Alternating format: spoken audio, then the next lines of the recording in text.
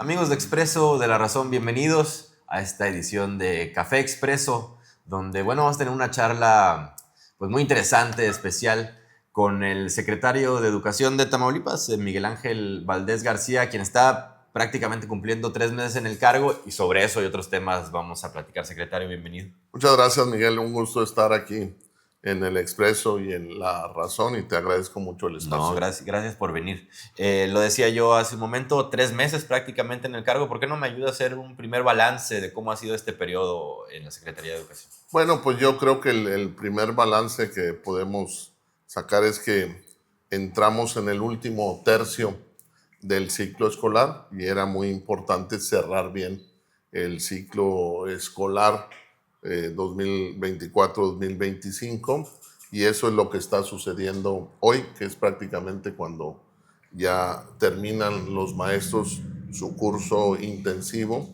Me pidió el señor gobernador, el doctor Américo Villarreal, cuando llegué al relevo en la Secretaría de Educación, pues que la prioridad fuera mantener el servicio, hacer llegar a buen puerto el año escolar. Y bueno, así fue, Miguel. Creo que estamos cerrando con todas las escuelas operando, haciendo lo que México nos pide en estos 3 días, que como te menciono, es la capacitación de los maestros. Este año se tendrá una semana más de vacaciones, pero nosotros aprovecharemos ahora sí al interior de la Secretaría para proyectar el próximo ciclo escolar. ¿Cómo les fue con el tema climático? Muchas lluvias, ¿hubo afectaciones? Sí, ya tenemos yo había dado la semana pasada una primera cifra de escuelas en la zona, básicamente en el sur, de 17. Ya se elevó a 32 escuelas. Tenemos afectaciones, pues en general de que entró el agua, no tanto como en Reynosa, que fue más de 1,5 metros. Acá en general fueron 50 centímetros en la mayoría de las escuelas. Tenemos en Tampico, en Madero, en Altamira, tenemos en La Loma, tenemos en Aldama, y es básicamente donde se concentran. Esta semana se hizo el barrido y yo estaré acudiendo ya la siguiente semana con el director del ITIFE, porque haremos el levantamiento. Ahí opera el seguro. Todas las escuelas de Tamaulipas tienen un seguro para catástrofes naturales con ACEMEX, y haremos, como se hizo en Reynosa, los levantamientos, y es la aseguradora la que cubre los daños, especialmente en mobiliario escolar, que es el que se moja, en la parte de instalaciones eléctricas, material didáctico, computación que hay en cada una de las aulas, y no cubre a veces lo que ya sucedió en 2 escuelas, bardas perimetrales que se derriban por la fuerza del agua, y ahí es donde entra el ITIFE. Vamos a decir que en general los daños fueron menores, dada la cantidad de agua que corrió. Ha habido menos afectación que en Reynosa, es más o menos el mismo número de escuelas, pero fue menos cantidad de agua. Y Miguel, una gran ventaja sucedió cuando ya estábamos al cierre del ciclo escolar. Toma la decisión el señor gobernador, por demás atinada, de decir, bueno, si quedan 4 días, no arriesguemos la integridad. Es una indicación de protección civil, y eso pues nos ayudó a que se pudieran retirar bancos y subir en los segundos pisos, etcétera. Pues fueron mejores condiciones, pero aún así trabajaremos en los daños en las vacaciones para que en el ciclo de agosto estén todos listos. Secretario, volviendo al tema de estos primeros 3 meses a cargo ya de la Secretaría de Educación, si bien usted formaba parte de la estructura anteriormente, pues ha habido precisamente cambios en el organigrama. ¿Cómo fue la evaluación? ¿Cómo se tomaron estas decisiones? Bueno, el personal de la Secretaría, pues como tú sabes, es la Secretaría que en el gobierno de Tamaulipas, que por mucho tiene más personal. Sí. Y siempre a los 3 años, lo platiqué con el señor gobernador, el oxigenar la estructura siempre es bueno, ¿no? Son 3 años, hay mucho desgaste. La verdad que todos los días, al operar 6,200 escuelas con 1 millón de alumnos, pues está la tensión sobre el personal, y siempre hablamos de evaluar y hacer enroque, ¿no? Valorar quienes estaban haciendo bien su trabajo y lo podían seguir haciendo en la misma posición, valorar que nos estaban haciendo bien, pero que quizá los necesitábamos en otra área. Y así fue. La evaluación fue sobre perfil y rendimiento, una evaluación 360, y donde el Departamento de Recursos Humanos nos ayudó a verlo. Varían los que están en el área administrativa, los que están en el área de planeación y los que están propiamente en el área académica. Y bueno, pues estamos haciendo los relevos, pero también voy a mencionar el caso, por decir, de la subsecretaria. Estaba el doctor Guadalupe en la media superior, ahora me está ayudando como rector en la Universidad de Soto La Marina. Él es un rector fundador de ahí. Es una universidad que tiene mucho potencial porque vienen muchos proyectos de parte del gobierno del estado para esa zona. Ahí tenemos 2 granjas de reproducción acuícola, tanto de pescado como de camarón, y la universidad es un factor. Entonces, ahí llegó el doctor Igor Crespo, ahora la maestra Marcela, que ha dejado la Subsecretaría de Educación Básica. Le he puesto yo algunas opciones donde nos pueda ya seguir ayudando. Estamos esperando un poquito la última evaluación de la terna para ver quién lleva la Subsecretaría de Educación Básica. Pero bueno, en general, yo no podría decir que a medio ciclo es una evaluación para dar más impulso.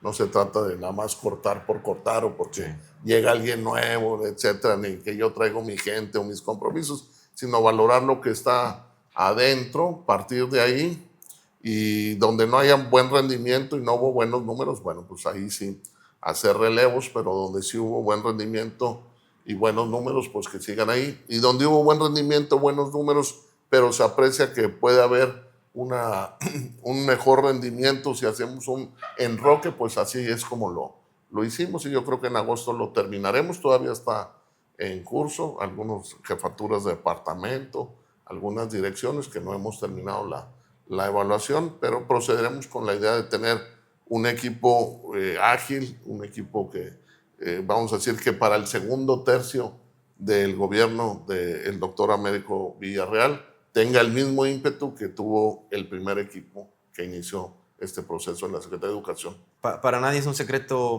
secretario, que digamos los primeros 3 años de esta administración en el tema educativo hubo una relación tirante con el sindicato. Sí. Como usted lo ha dicho, se trata de un área pues que de por sí, por su naturaleza, es muy tensa. Sí. Se pueden generar muchos inconvenientes, muchos problemas. ¿Cómo visualiza usted la relación con el sindicato? ¿Ha cambiado? ¿Ha mejorado? Pues yo siempre he dicho que el sindicato es un actor muy importante. Nosotros tenemos la rectoría de la educación, eso queda claro. La rectoría es la gobernanza de todo el aparato educativo, las posiciones, la política educativa, pero el sindicato pues tiene la tutela de los derechos laborales, y eso tiene una intersección muy fuerte con esta parte de la rectoría. Entonces el diálogo pues siempre debe existir. Yo creo que ese no se puede interrumpir. Debe ser un diálogo respetuoso de la ley, que la Ley General de Educación y la Ley del Profesional del Servicio Docente siempre debe estar en la mesa. Es lo que yo he platicado con el líder de la sección 30, el profesor Arnulfo, que ha sido muy respetuoso, ha tenido altura de miras. Cuando yo le digo, profesor, pues bueno, todo lo que el sindicato pide lo tenemos que ir atendiendo, pero bueno, tenemos que atener a los reglamentos, a la legalidad de todos los nombramientos. Y yo creo que, bueno, en general he visto que los profesores agradecen que transitemos en la medida de lo posible siempre la autoridad y el sindicato, porque eso al final del día es empujar la carreta de la educación pública, ¿verdad? Desde 2 vectores pero muy importantes, que no puede haber momentos de conflicto. También les digo yo que las divergencias pues son normales. Al final del día nosotros somos autoridad y ellos son el sindicato, y no siempre podrá haber convergencia, pero bueno, que siempre exista el diálogo, que siempre existan las ganas de defender a la escuela pública, de apoyar al proyecto del gobernador Américo, que busca una educación más humanista, y hemos encontrado eco en el sindicato. Sindicato, perdón, secretario, usted conoce bien la realidad educativa de Tamaulipas desde hace muchos años, incluso Sí, de ingresar al aparato gubernamental. sí. ¿Cuáles son los principales retos de la educación en Tamaulipas? Bueno, los aprendizajes fundamentales, Miguel, es decir, no se nos olvide que todas estas cuestiones de la infraestructura, del relevo, de la estructura educativa, de la relación con el sindicato, todo debe apuntar a que los niños, las niñas y los adolescentes que están en el aula, pues tengan una educación de excelencia, de calidad, y entendiendo en la nueva escuela mexicana esta excelencia como algo que les ayude a ellos a ser personas de bien, personas solidarias, personas comunitarias. Y en ese sí tenemos un reto, es decir, hay algunos indicadores, los medimos, porque el gobernador mide 28 indicadores de la Secretaría de Educación. En algunos estamos en media tabla, nosotros estamos un poquito abajo de la media tabla y nosotros un poquito arriba de la media tabla. Hay algunos que tenemos en los primeros lugares nacionales, como es el más alto, está en primer lugar, el de cobertura de la educación superior. Es decir, Tamaulipas es el estado que más jóvenes de los que terminan prepa absorben, ¿verdad? Pero, por ejemplo, en matemáticas en secundaria sí estamos de la media para abajo, ese sería ahí un indicador. En la cobertura de secundaria también tenemos que estar un poquito más arriba. Entonces, bueno, yo te diría que es el reto de cómo está la educación en Tamaulipas.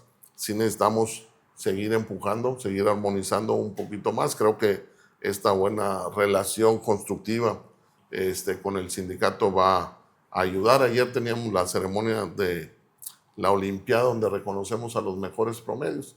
Entonces en Tamaulipas tenemos niños muy talentosos, ¿verdad? Tenemos profesores muy entregados, profesores que realmente, como decimos, son profesores de vocación, que más allá de una remuneración o de una relación, ellos lo que buscan pues sí es la mejoría de sus alumnos, y mi labor como secretario de Educación pues es armonizar todos estos factores, y yo creo que tenemos un buen tiempo los próximos 3 años para lo que ya se había iniciado en la primera parte de la administración con la maestra Lucía Aimé Castillo Pastor, lo podamos en la parte académica seguir empujando. ¿Tienen evaluado, secretario, qué impacto tuvo la pandemia en el tema educativo? Es decir, se habló mucho de que se generó un rezago importante, sobre todo Sí. en la educación básica. ¿Se ha logrado abatir ese rezago? ¿Se está trabajando en ello?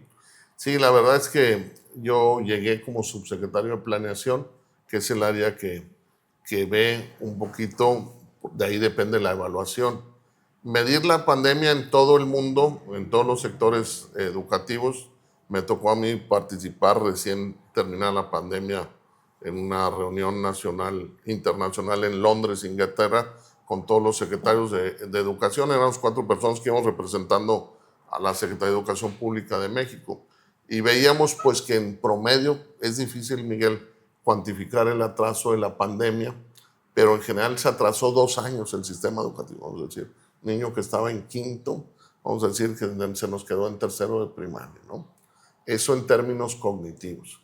Entonces, bueno, pues la verdad es que el aparato educativo ha sido resiliente, los alumnos han sido resilientes. Yo creo que en general, ahora, por ejemplo, estos niños de la Olimpiada del Conocimiento que terminaron sexto, ya llegan a primero de secundaria, puesto que la pandemia fue hace 2 años. Vamos, ya resarcimos en el tema cognitivo una buena parte. Lo hemos medido con la prueba Tamaulipas Avanza.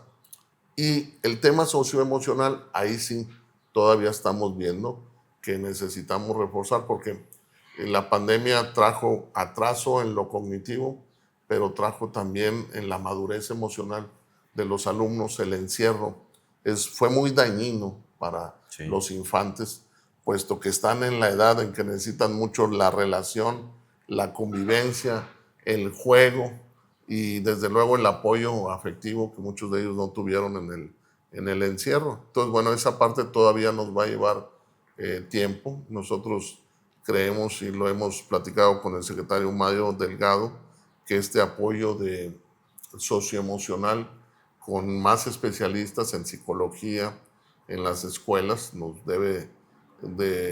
debemos de promover porque nos va a hacer falta, y por lo pronto lo que hemos trabajado mucho es en los docentes, los cursos para esto que ahora llamamos el coaching, es decir, el docente también puede ser un factor principal para apoyar al alumno, no para dar terapias pero sí para ser alguien que haga contención emocional y pueda derivar en caso de muchachos que todavía no logren superar esto, por decirlo así, rezago. Y creo que ese va a ser un área que con respecto a la pandemia todavía tenemos que estar muy alertas. El número de suicidios juveniles sigue aumentando. Tiene que ver con esto. Claro. Ya venía aumentando, pero después de la pandemia esto se disparó. Sí, los casos de ansiedad y de todavía depresión. Tenemos mucha ansiedad y depresión que desafortunadamente, tanto en colegio de bachilleres como en la media superior de los CEBETIS, etcétera, muy lamentablemente. Entonces, bueno, no podemos todavía decir que ya superamos lo que pasó en la pandemia, tanto en lo cognitivo, tenemos que seguir vigilando, y en lo socioafectivo tenemos que ser todavía más proactivos, la autoridad educativa, para poder resarcir el vacío emocional que creó estos 2 años de encierro. Hay que decir que en México, cuando estábamos ahí con todos los líderes, había más de 320 secretarías de educación ahí representadas a nivel mundial, prácticamente de las islas y de muchos lados. México fue de los países que más tiempo cerró las escuelas, sí. ¿Verdad? Estuvo muy por arriba ahí de casi los 24 meses. Hubo países que nada más cerraron 4 meses las escuelas. El promedio mundial fue de 6 a 7 meses. Latinoamérica está cerca de los 18 meses como promedio. Entonces, eso hace que todavía en Latinoamérica, especialmente en México, veamos estragos de lo que provocó en los niños y en los jóvenes la pandemia. Secretario, hablaba hace un momento de la nueva escuela mexicana. ¿Cómo vamos en Tamaulipas con su implementación? Bueno, no ha sido fácil, hay que decirlo, porque si es un cambio de paradigma. La misma autoridad educativa federal va definiendo las líneas de lo que se llamó la nueva escuela mexicana. Pero bueno, yo he estado platicando con los maestros. Ahora el curso intensivo que cierra hoy viene mucho para seguir entendiendo la nueva escuela mexicana. Pues un aspecto muy positivo te nombraría, hay aspectos muy técnicos, pero en general este aspecto comunitario, que creo que es un buen enfoque que trae la nueva escuela, que el muchacho que va al sistema educativo entienda que no es nada más su bien individual, sino que su quehacer profesional va a tener que ver con construir una comunidad y un sentido de que para que a él le vaya bien, a otros les tiene que ir bien, a sus compañeros que están alrededor. Es muy fuerte y creo que eso estaba descuidado. Creo que fui maestro muchos años con los antiguos programas, que claro que hubo cambios y hubo cosas buenas, pero estaba en un enfoque muy individualista, vamos a decirlo así, sí. De que tú tienes que ser exitoso y salir adelante y aprovechar tus talentos y todo, pero no tenía en la vida real no solo el énfasis comunitario en los contenidos, sino en las prácticas. Y ahora se busca en la nueva escuela mexicana, desde primero hasta tercero de secundaria, el enfoque en el aprendizaje basado en proyectos. Y estos proyectos se construyen en equipo, ¿no? Claro. Entonces el trabajo en equipo en la escuela no es nuevo. Lo que es nuevo es la finalidad que subyace como un fin educativo de tener seres más comunitarios, más solidarios. Creo que esa es una gran cosa de la nueva menos escuela. Menos individualistas, ¿no? Menos. ¿De qué adolece, por ejemplo, que ya ahora que estuvo la subsecretaria de Básica me comentó, la subsecretaria nacional, por ahí traía un poco débil la matemática en la primaria, adolecía mucho de contenidos de geometría, por ejemplo.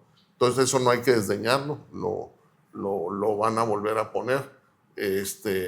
Yo creo que en general vamos a ir viendo, siempre que hace un nuevo programa educativo de esta envergadura como es el de la nueva escuela mexicana, que no solo mueve los conocimientos o los contenidos y los objetivos, sino que mueve también las finalidades de la educación desde una perspectiva más humanista, más progresista, pues lleva tiempo ver cómo van a salir los alumnos preparados, pero en general creo que se va asentando este modelo y yo veo que ya los profesores al principio decían es que no entendemos, porque antes era muy dirigido el sistema.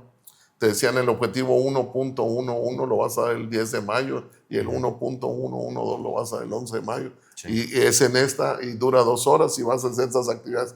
Ahora le han dotado algo que pedimos por mucho tiempo de la autonomía y la flexibilidad curricular a los maestros, pero hay que saberla usar y en eso estamos capacitando. Porque ahora al maestro solo se le enuncia la finalidad educativa, el aprendizaje fundamental, y él puede diseñar toda la actividad educativa.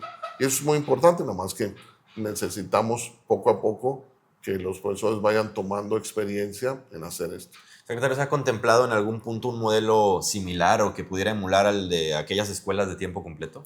Bueno, tiempo completo, ahorita no, lo que tenemos como respuesta de México es que no están contempladas para este próximo ciclo escolar, pero nos ha dicho el secretario Mario Delgado que jornada extendida, tiempo completo salía a las 5 de la tarde, jornada extendida sale a las 3, si es una posibilidad presupuestal que podamos tener un primer piloto en los estados, no para este ciclo inmediato, pudiera ser en el segundo semestre del ciclo 2025-2026.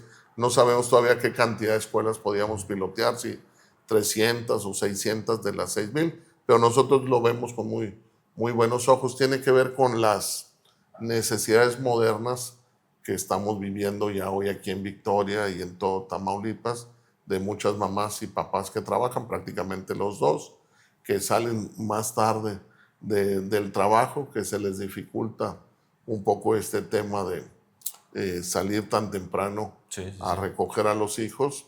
Esto obedecía, Miguel, también les decía yo, bueno, la jornada escolar, como la tenemos que ya es un poquito ampliada, pero obedecía que en México tuvimos un bono demográfico donde las primarias, pues fueron más de 300,000 las que se construyeron en todo el país en la época postrevolucionaria, pero no nos cabían los niños, entonces se hacían 3 turnos, el matutino de 11 a 12, por eso nada más podían ser 4 horas, y luego de 12 a 4 a 5, y había, no sé, recordarás antes, un turno nocturno. Sí. Hubo niños que les tocó ni siquiera el vespertino, ¿no? Y eso era para que en la misma escuela.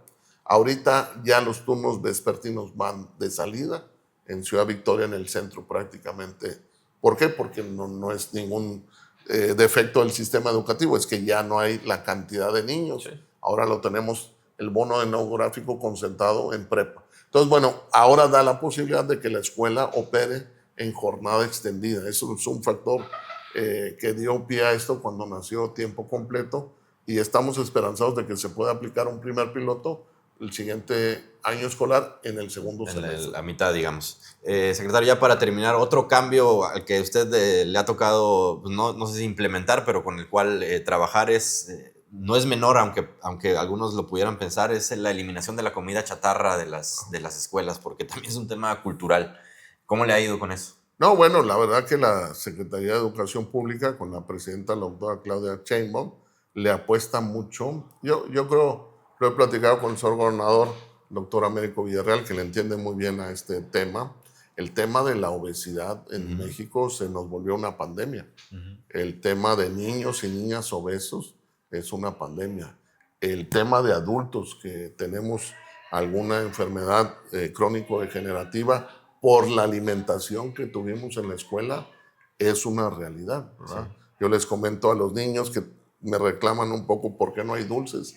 Ahora que voy a las escuelas, pues les digo que por su bien. Y les digo, mira, yo fui un niño de pingüino y de gansito todo el tiempo, y de aquellos polvos estos loros, ¿verdad? Si no tomo la metformina, pues ya no funciona uno. No, y es un tema que compromete al sistema de salud pública, al final de cuentas. Exactamente.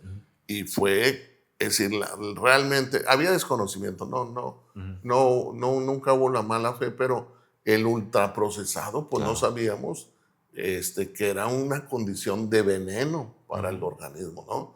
Ya no digamos los azúcares, sino toda la parte del ultraprocesado. Y bueno, pues la investigación moderna ha dado mucho de que a veces lo confunden en las escuelas. Hemos estado ahí platicando. No se trata de tener niños delgados, no se trata de tener niños que no tengan el peso adecuado, no se trata de no comer calorías, de no comer carbohidrato y de no No es comer ponerlos a proteína. dieta, entre No, comillas. es no tener ultraprocesados en la dieta, que es todos los refrescos de gaseosas, todas las golosinas y todo lo que sería el Las aspecto papitas. de papitas y todo eso. Ahora, ¿qué ha sucedido? Pues que todos lo han recibido muy bien, Miguel. Es decir, creíamos que iba a haber como una resistencia incluso de algunos que operaban las cooperativas. Los papás ya, creo que es un tema que la presidenta, el mismo gobernador, en la cultura ha permeado muy bien de que ya no podemos hacer que los niños estén bajo un régimen de ultraprocesados. Entonces, en eso no ha habido resistencia. En la operatividad no es fácil, porque sí, es verdad que el ultraprocesado pues tenía una utilidad económica y también en su manejo pues era muy fácil, quizá por eso también se extendió tanto, ¿no? Pero yo, en donde he estado en las escuelas, trato de llegar a la hora del receso sin avisar y veo que están vendiendo fruta, están vendiendo aguas frescas, gorditas, están vendiendo, también me tocó ahí en una escuela de Matamoros que vendían palomitas. Le dije que bien, porque esa es una parte que está ahí recomendada y que les gusta en una proporción natural, les gusta a los niños. Entonces, en general, creo que va bien. Tamaulipas nos felicitó el secretario Mario Delgado en la última reunión del Consejo Nacional de Autoridades Educativas, junto con otros 5 estados. Éramos los punteros. Tamaulipas estaba en el segundo lugar, después de Sinaloa, en la cantidad de niños que ya se les hizo el tamizaje de peso, talla, salud visual y salud bucal.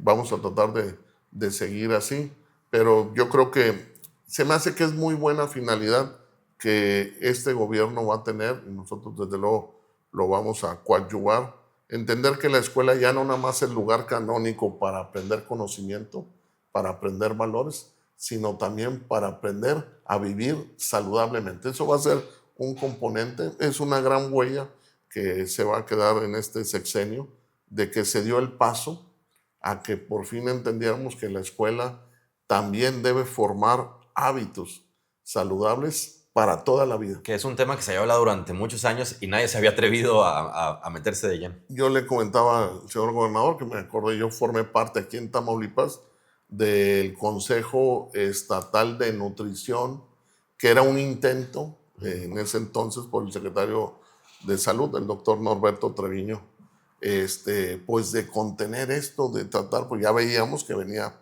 ¿verdad? Y pues eran buenos esfuerzos, pero no tenían, la verdad, la potencia que tiene ahora una campaña nacional, apoyando con las leyes, porque esto ya es de ley, de que no se puedan vender los ultraprocesados en la escuela. Desde luego, en la nueva escuela trae contenidos formativos para que los niños los niños, las niñas y los adolescentes vayan apropiándose estos hábitos. Y bueno, pues por ejemplo, yo veo esto que a nosotros que nos gusta mucho el refresco, ya los niños y las niñas de estas generaciones, el agua lo han hecho como un hábito muy, muy saludable.